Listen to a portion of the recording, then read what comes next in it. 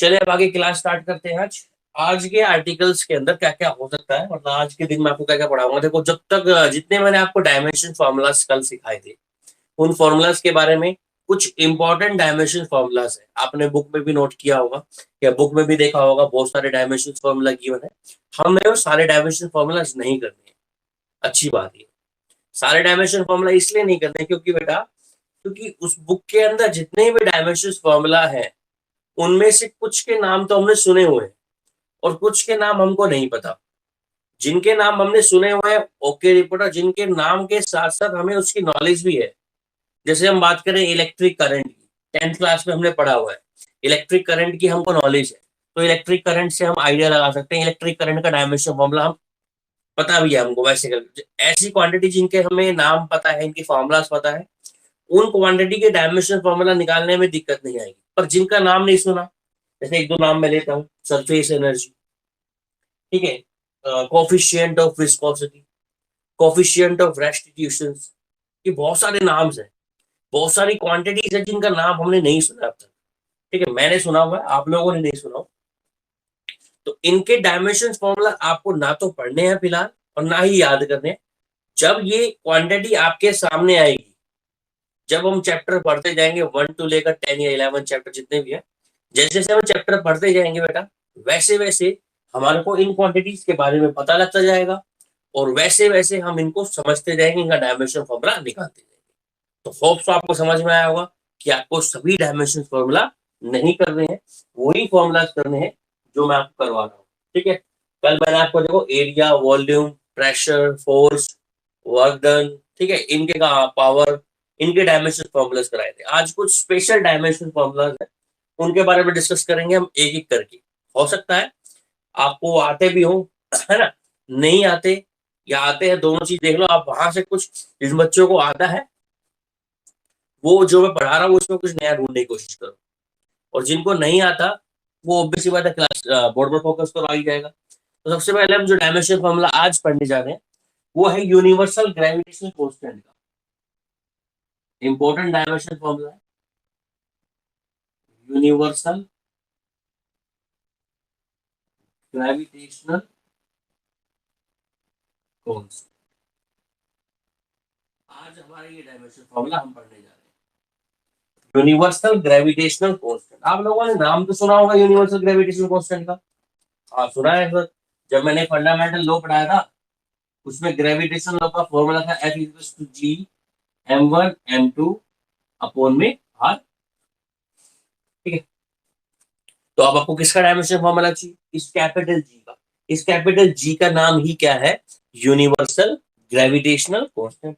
तो capital G की value निकाल लो बेटा यहाँ से, बाकी सबको R को साइड ले जाओ, M को नीचे ले जाओ।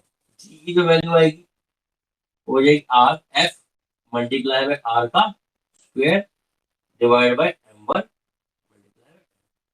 जैसा कि मैंने आपको बोला था कि फोर्स का जो डायमेंशन फॉर्मूला है वो आप याद कर लो, रट लो, चाहे कुछ कर लो, ये बहुत बार यूज होता है। हर बार फोर्स का डायमेंशन फॉर्मूला यूज होता ही है। इसका फॉर्मूला क्या होता है, कोई बोलेगा?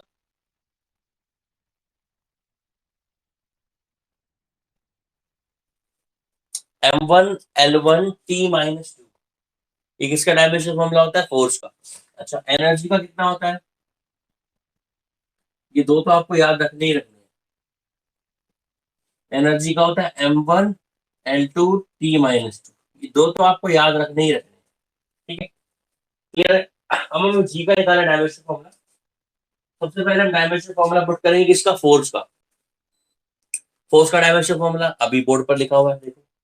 फोर्स की जगह फोर्स का डायमेंशन फॉर्मूला पुट कर दो, m1 L1 T-2 मल्टीप्लाई में आर क्या है बेटा? डिस्टेंस, दो मास के बीच की डिस्टेंस, उसको हम आर डिनोट करते हैं, और आर हमारी लेंथ हो गया। और लेंथ का डायमेंशन फॉर्मूला कितना हो जाएगा? एल मल्टीप्लाई बाय एल, मतलब एल का whole square divide by m1 और m2। m1 मास है, m2 मास है। मास का डायमेंशन फॉर्मूला कितना होता है? m। m multiply by m कितना हो जाएगा? m। सोल्व कर दो इसको।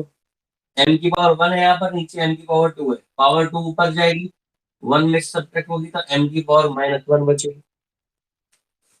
ठीक है, उसके बाद एल की पावर यहाँ 1 है, एल की पावर यहाँ 2 है, तो एल की पावर कितना बचेगा बेटा, 3 बचेगा। उसके बाद टी की पावर कितना है बेटा हमारे पास, माइनस। तो ये डायमेंशन फॉर्मूला हो गया हमारे पास किसका, यूनिवर्सल ग्रेविटेशनल कांस्टेंट। समझ में आया सभी लोगों को, ये लो। तो आपसे एग्जाम में ये डायमेंशन फॉर्मूला जरूर पूछेगा ये, कि what is the dimension formula of universal gravitational constant, मतलब वो जी का डायमेंशन फॉर्मूला पूछे, तो एग्जाम में आप कर लोगे इस चीज को। चलिए नेक्स्ट हमारा जो डायमेंशन, देखो मैंने कुछ सिलेक्टेड डायमेंशन फॉर्मूला चूज किए हैं, उन्हीं डायमेंशन फॉर्मूलाज को आप डिस्कस करोगे। अब बात करते हैं हम किसकी, ये आप लोग ट्राई करोगे इस वाले डायमेंशन फॉर्मूले की। सेकंड हमारे पास डायमेंशन फॉर्मूला एंगल।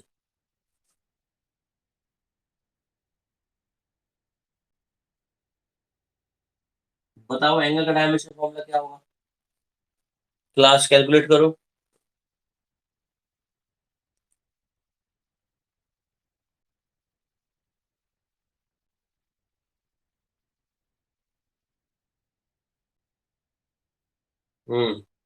और किसी का आया ये,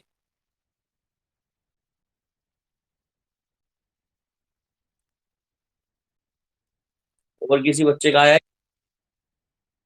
देखो एंगल का निकालना है, थीटा का फॉर्मूला हमको पता है, थीटा बराबर क्या होता है, एल अपॉन आर। एल हमारे पास लेंथ है, आर भी हमारे पास लेंथ है, तो एल का डायमेंशन फॉर्मूला तो एल हो जाएगा, आर का कितना हो जाएगा एल। एल से एल कैंसिल हो जाएगा, थीटा की वैल्यू कितनी आ जाएगी, एल की पावर जीरो, मतलब एम की पावर भी जीरो, एल की पावर भी जीरो, और टी की पावर भी जीरो, है ना। इस क्वांटिटी को बोलते हैं डायमेंशन लेस क्वांटिटी। क्या बोलते हैं बेटा, डायमेंशन लेस क्वांटिटी। मतलब ना इसमें मास है, ना इसमें लेंथ है, ना इसमें टाइम है, कैसी क्वांटिटी होगी, डायमेंशनल लेस क्वांटिटी। ऑप्शन समझ में आ गया होगा बेटा। चलो इससे अगला डायमेंशन फॉर्मूला आपको कैलकुलेट करना है। एक आपने इक्वेशन पढ़ी होगी एनर्जी की, ई बराबर एच न्यू, पढ़ा हुआ है, किसने सुना ना हम इक्वेशन का, कोई भी स्टूडेंट बोलो। एनर्जी का इक्वेशन होता है ई बराबर, इसको आइंस्टाइन इक्वेशन बोलते हैं बेटा।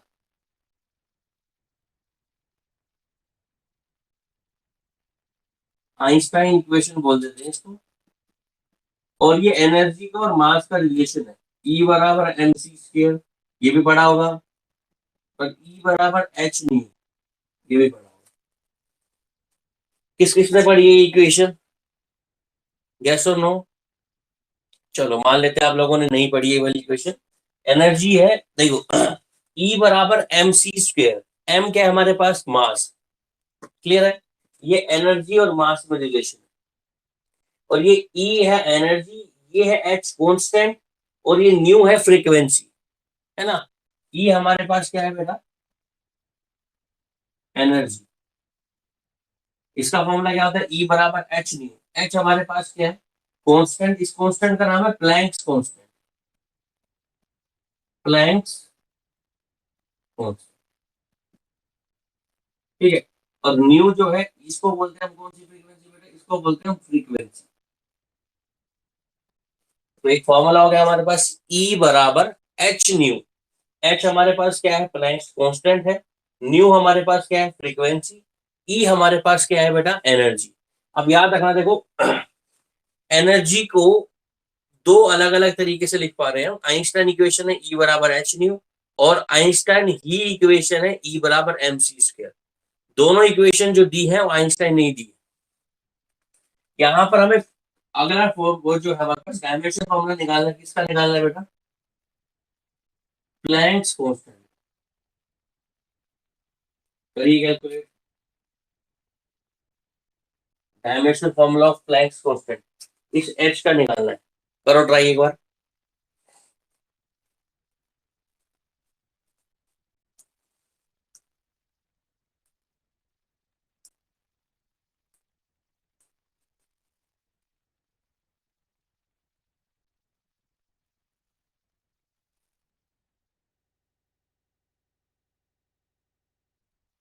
m0 t-1 नहीं, गलती करी बेटा तुमने। ई बराबर कितना है, एच न्यू। ई क्या है हमारे पास, एनर्जी। एनर्जी का डायमेंशन फॉर्मूला नहीं लगाया आपने?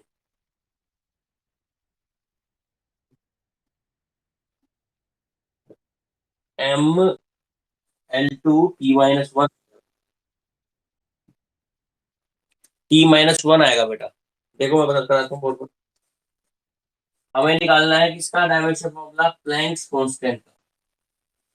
ध्यान से देखो, ई बराबर कितना होता है, एच न्यू। एच बराबर कितना हो जाएगा, ई बाई न्यू। ठीक। ई है हमारे पास एनर्जी और न्यू है हमारे पास फ्रीक्वेंसी। आप याद रखना, एनर्जी जो है वो वर्क डन के बराबर होती है।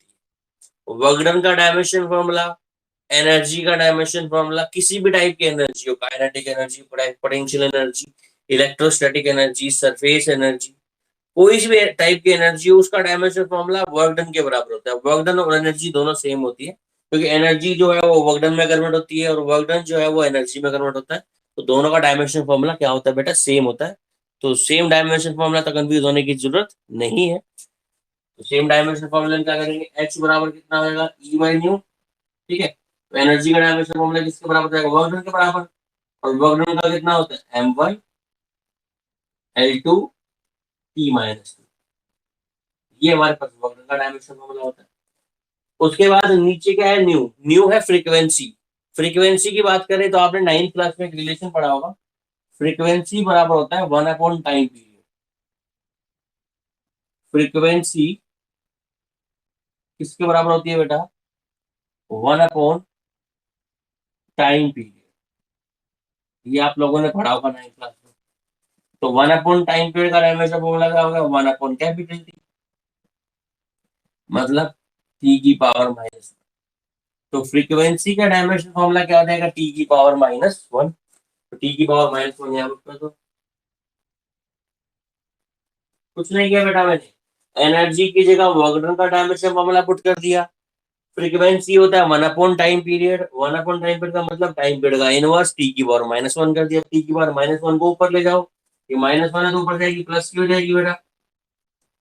क्या आएगा, m1l2 t⁻⁻2 + 1 -1। तो ये डायमेंशन फॉर्मूला हो गया हमारे पास किसका, इसका डायमेंशन फॉर्मूला तो बेटा समझ आया।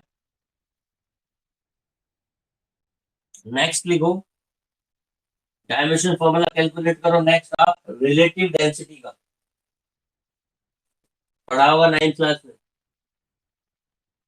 31 है बुक के अंदर। किसका, रिलेटिव डेंसिटी का। क्या बाकी सबको आवाज नहीं आ रही मेरी, किसको, देव तेरे को आवाज नहीं आ रही बेटा, किसको आवाज नहीं आ रही मेरी, एक बार बोलना।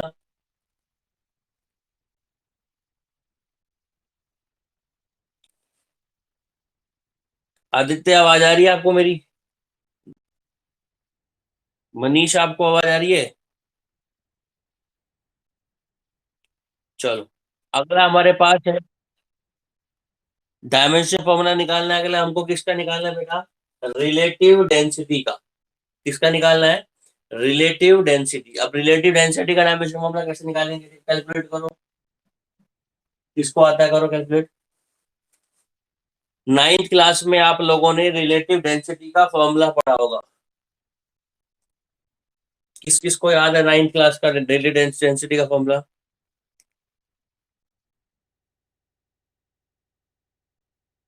वाटर। यस, रिलेटिव डेंसिटी का फॉर्मूला क्या होता है बेटा, ये होता है density of any substance upon density of water. अब ध्यान से देखो, डेंसिटी का डायमेंशन फॉर्मूला हमको पता है, मास अपॉन वॉल्यूम से निकाल सकते हैं। सेम डेंसिटी का डायमेंशन फॉर्मूला यहाँ भी किससे निकलेगा, मास अपॉन वॉल्यूम से। ऊपर भी डेंसिटी का डायमेंशन फॉर्मूला आएगा, नीचे भी डेंसिटी का डायमेंशन फॉर्मूला आएगा। दोनों को जब सोल्व करेंगे तो क्या आ जाएगा बेटा, पूरा डेंसिटी से डेंसिटी का डायमेंशन फॉर्मूला कैंसिल आउट हो जाएगा। क्या आएगा मेरे पास? m0 l0 t0। तो रिलेटिव डेंसिटी का डायमेंशन फॉर्मूला कितना आया? m0 l0 t0। Sir no वही, सर नो वीडियो। भाई सबको आ रही है देव, एक बार आप बैक होकर फिर वापस आ जाओ, शायद फिर आ जाएगी आपकी वीडियो ना। तो डेंसिटी का डायमेंशन फॉर्मूला कितना हो गया? m0 l0 t0। मतलब ये भी कैसी क्वांटिटी है? ये भी हमारी डायमेंशन लेस क्वांटिटी। कैसी क्वांटिटी है? Dimension less quantity. चले आगे कराएं। आप लोगों में से किस बच्चे ने gas, universal gas equation, ideal gas equation पढ़ी है? बताइए। आइडियल गैस इक्वेशन किस किस बच्चे ने पढ़ी है केमिस्ट्री में? Ritika, Aryan. Ideal gas equation सुना है ना?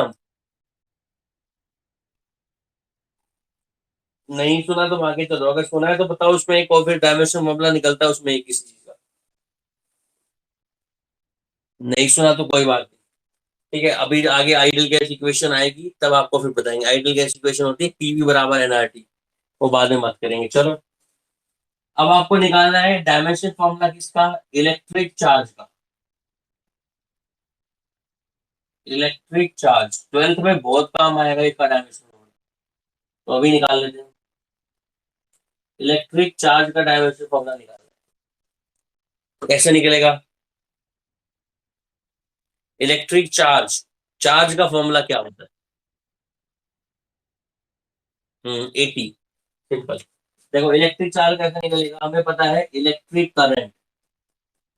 इलेक्ट्रिक करंट किसके बराबर होता है बेटा? चार्ज अपॉन में टाइम। हमें चार्ज का डायमेंशन फॉर्मूला निकालना है। चार्ज इसका हो जाएगा electric current multiply by time. इसको आपने ऐसे पढ़ा होगा, आई बराबर क्यू बाई टी। तो क्यू का फॉर्मूला क्या हो जाएगा? आई मल्टीप्लाई बाय टी। अब हमको पता है आई हमारे पास एक इलेक्ट्रिक करंट है, और इलेक्ट्रिक करंट का बेसिस होता है कैपिटल ए, टाइम का बेसिस होता है कैपिटल टी। एटी किसका डायमेंशन फॉर्मूला हो गया आपका? Electric charge. इलेक्ट्रिक चार्ज का डायमेंशन फॉर्मूला कितना हो जाएगा बेटा? एटी। समझ आया नहीं है? नेक्स्ट आप निकालोगे इलेक्ट्रिक पोटेंशियल का। ये 10th में पढ़े हुए हैं इसलिए मैं करवा रहा हूँ आपको। इलेक्ट्रिक पोटेंशियल का डायमेंशन फॉर्मूला निकालो।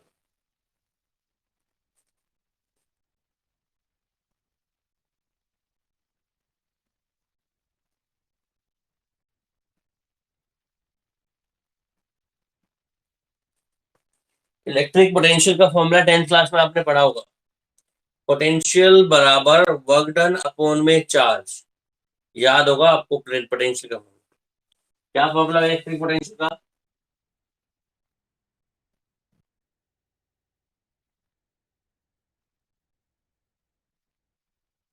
हम्म, ठीक है। वर्क डन का देखो, इलेक्ट्रिक पोटेंशियल का फॉर्मूला होता है बेटा वर्क डन अपॉन चार्ज, और वर्क डन का डायमेंशन फॉर्मूला होता है m1 l2 t-2। और चार्ज का डायमेंशन फॉर्मूला भी निकाला हमने 80। सोल्व करो इसको। m1 l2 t, वन यहाँ पर ऊपर है -1, t की पावर -1 और a की पावर -1।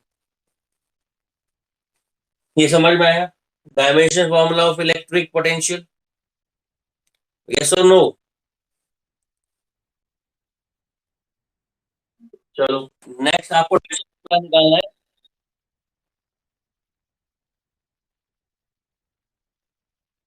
इलेक्ट्रिकल रेजिस्टेंस का।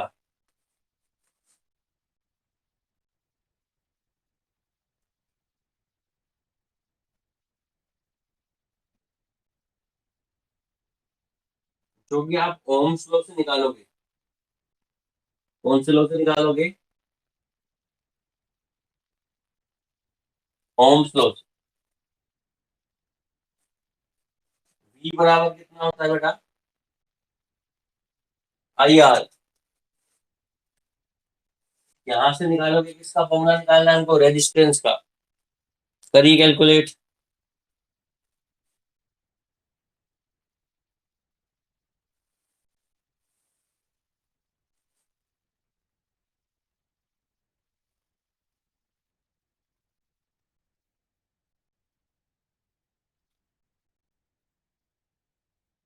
देखो सही है ये, आर बराबर कितना हो जाएगा बेटा, ओम्स लॉ का फॉर्मूला आर बराबर हो जाएगा वी अपॉन आई।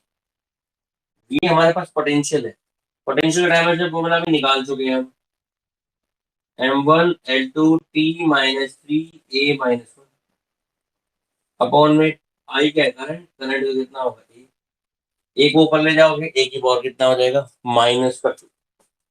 एक की पावर कितना हो जाएगा बेटा, माइनस का टू। ठीक है, तो ये कुछ इंपॉर्टेंट डायमेंशन फॉर्मूलाज थे जो आपके थोड़े से अलग थे, थोड़े से कैलकुलेटिव थे। बाकी जितने भी डायमेंशन फॉर्मूले अभी आपको नहीं पढ़ने हैं, जितने मैंने करा दिए उतने ही पढ़ो। जैसे जैसे हम धीरे धीरे आगे बढ़ते जाएंगे मैं आपको क्वांटिटीज के बारे में बताता जाऊंगा, और उन क्वांटिटीज के बारे में जैसे आपको पता लग जाएगा आप उसके डायमेंशन फॉर्मूले कैलकुलेट कर सकते हो। ठीक है, अब इसके बाद हम आगे चलते हैं, डायमेंशन फॉर्मूला से फ्री होकर थोड़ा सा आगे चलते हैं, different type of physical quantities के बारे में बात करते हैं। टाइप ऑफ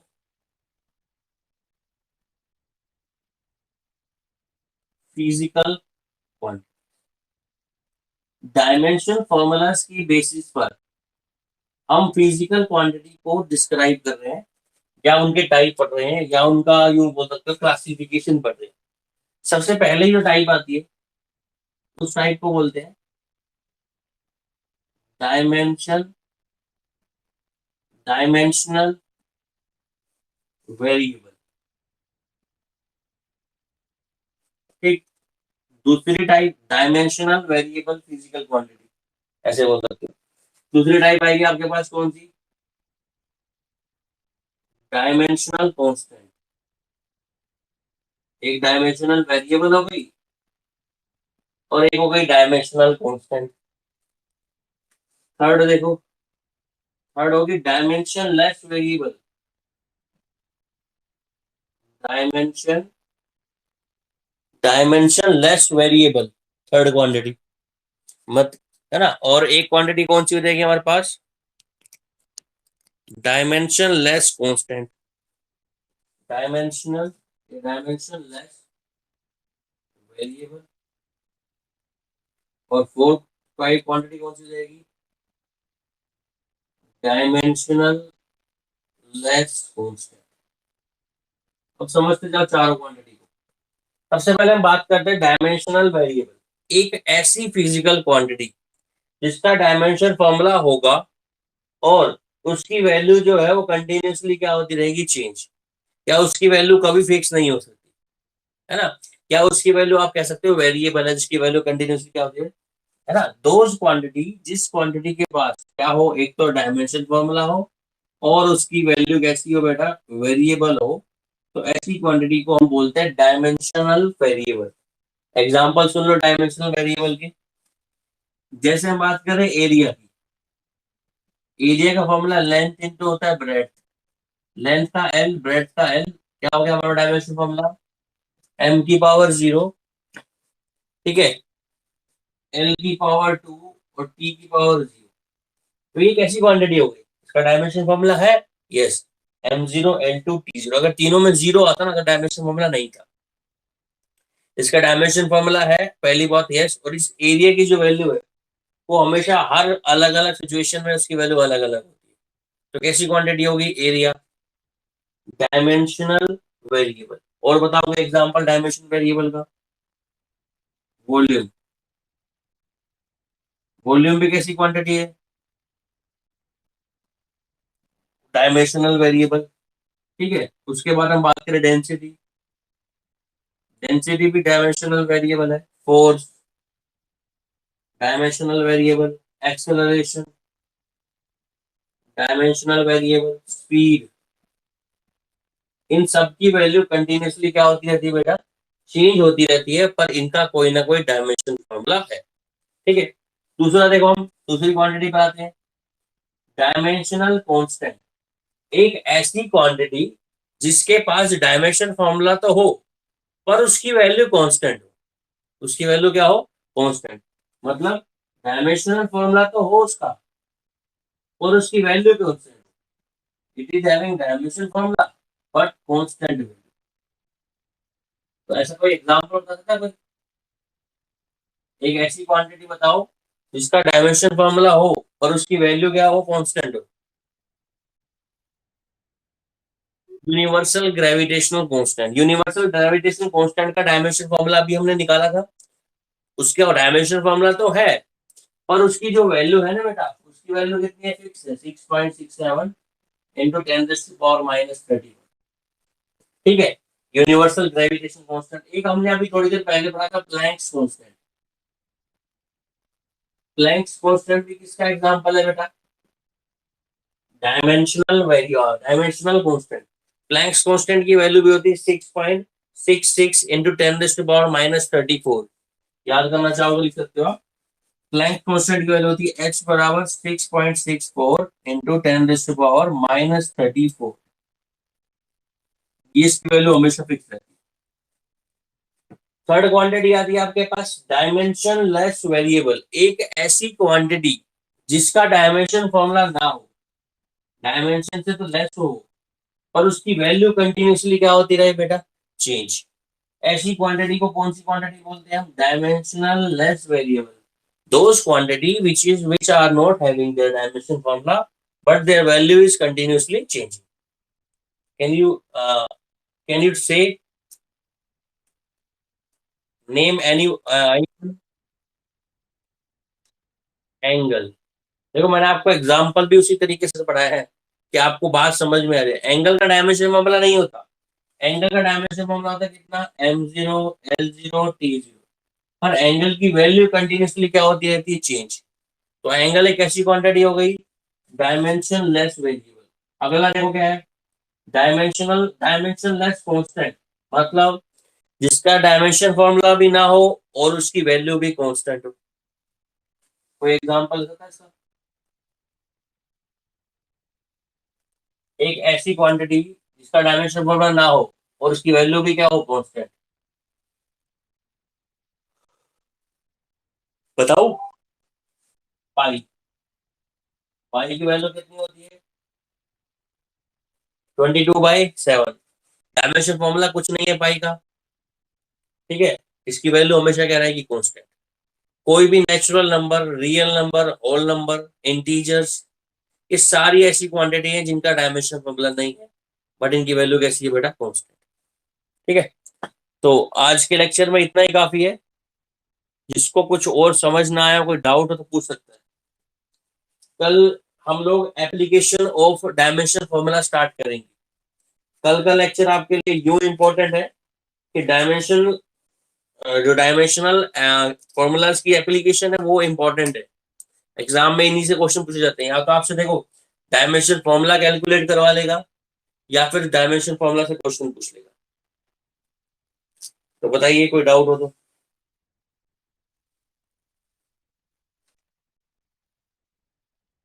कोई डाउट है? हाँ जी, बोलो।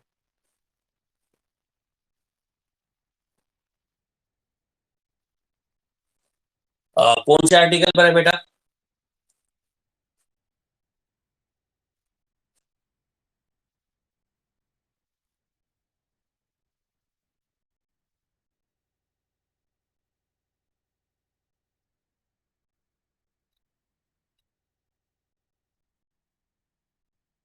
हम्म।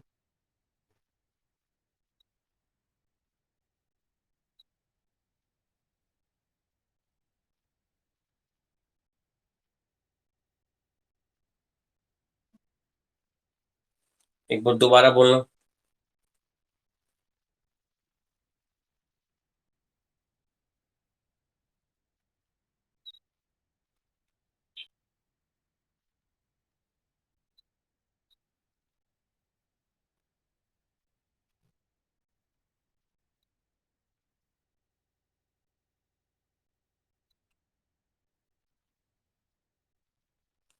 देखो इस पे क्या अप्रोक्सीमेशन, एक बार मुझे इसकी ना फोटो भेजना, बाकी जहां तक मुझे समझ में आया इसकी ना फोटो खींच के ना एक बार व्हाट्सअप कर देना, फिर बताता हूँ मैं इसका एग्जैक्ट आंसर। शायद मुझे समझ नहीं आ रहा, या फिर जहां तक मुझे लगता है ना, एटम का साइज होता है ना बेटा, वो होता है 10⁻⁻10 मीटर। ये एटम का साइज इतना होता है। और जो उसके न्यूक्लियर का साइज होता है वो होता है 10⁻−15 मीटर। तो इन दो पॉइंट से ही कुछ निकलेगा अप्रोक्सीमेशन। एक बार मुझे फोटो भेज देना, मैं इसको देख लूंगा कैसे क्या प्रॉब्लम है ना। अभी भेज देना और अभी वो सोल्यूशन दे दूंगा।